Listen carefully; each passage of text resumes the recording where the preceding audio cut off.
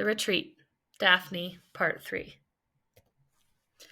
Meredith Linkletter was certainly a piece of work, but she didn't scare Daphne one bit. She could tell that Lacey, on the other hand, was intimidated by Meredith. Lacey wanted to impress these kinds of women.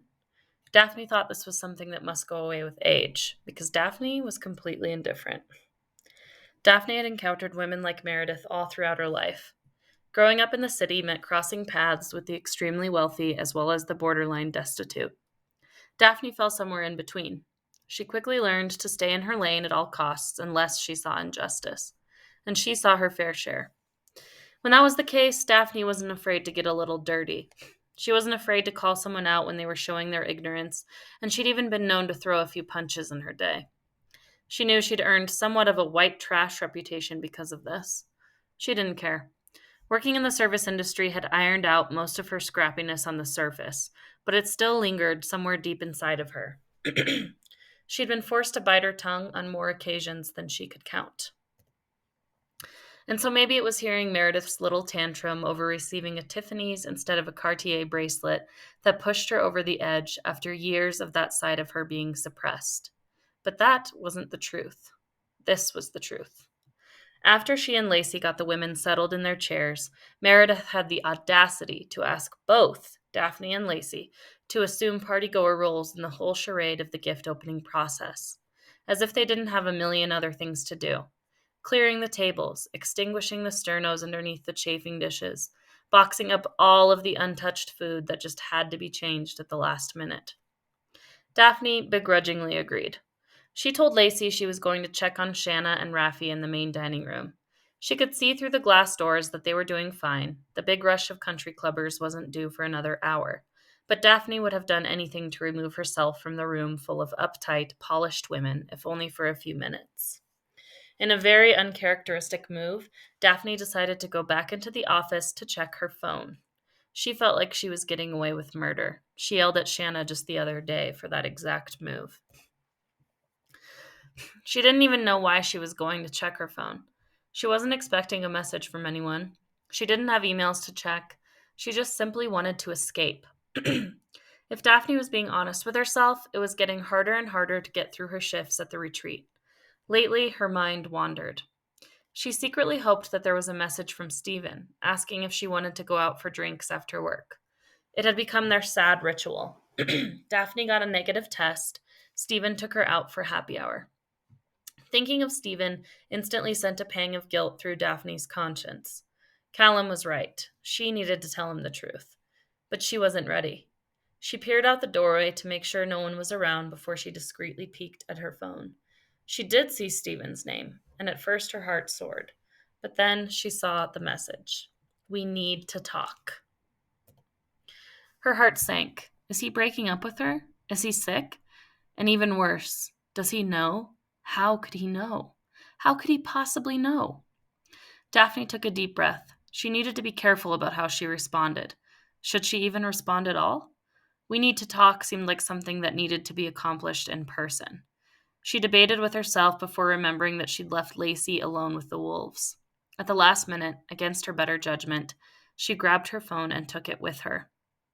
When she pushed back through the doors into the event space, Meredith instantly shoved a box of expensive-looking glasses into her hands. She told Daphne to pack them back up neatly, and Daphne nodded robotically. But she wasn't really listening. We need to talk. About what? Hadn't everything in their relationship been going so smoothly? Meredith was staring at her. Daphne realized she was rooted to the spot. She could feel Lacey's eyes boring into her, although she didn't know if it was out of desperation or anger. Daphne turned around, still holding the box of glasses. She shrank into the background, her back to the women. She slowly pulled out her phone, balancing it on top of the box. She opened the text exchange with Stephen. She could see the 3 dots indicating that he was typing.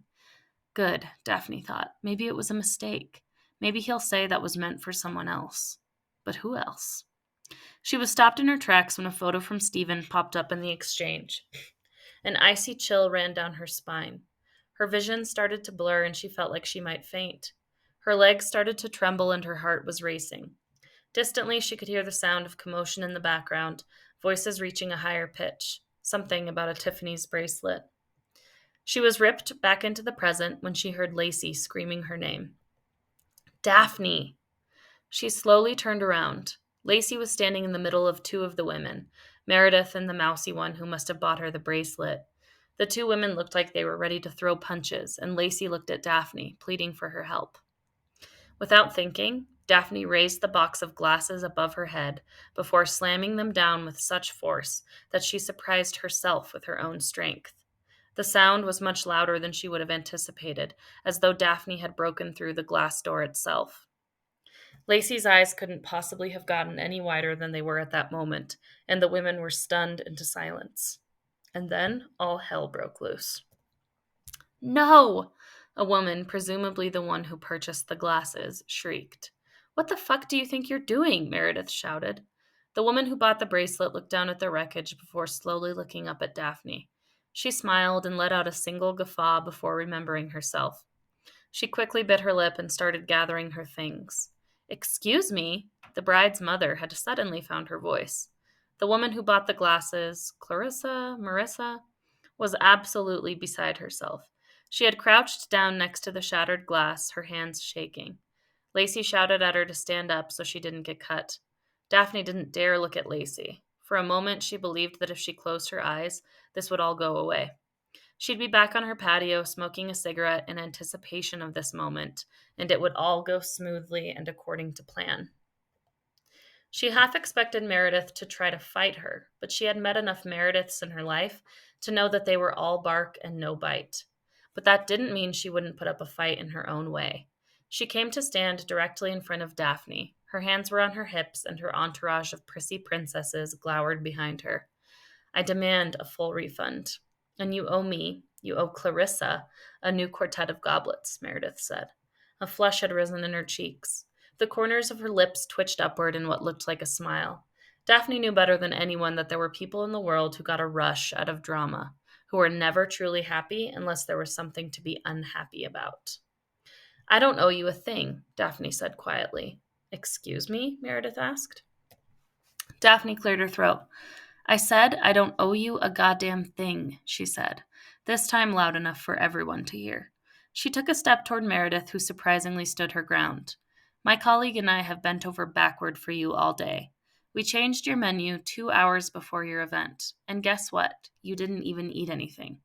Daphne, Lacey said, a tone of warning in her voice. But Daphne didn't care. You have been an insufferable bitch to every single person in this room today. To me, to my colleague, to your own mother, for God's sake. And then to top it off, you have the audacity to bitch and moan about getting the wrong diamond bracelet? Meredith scowled. Daphne, please, Lacey pleaded, but Daphne wasn't even close to being done. You know, it's people like you that should be forced to work in the service industry. You have no idea how goddamn privileged you are. Daphne found herself looking at Meredith's mother then.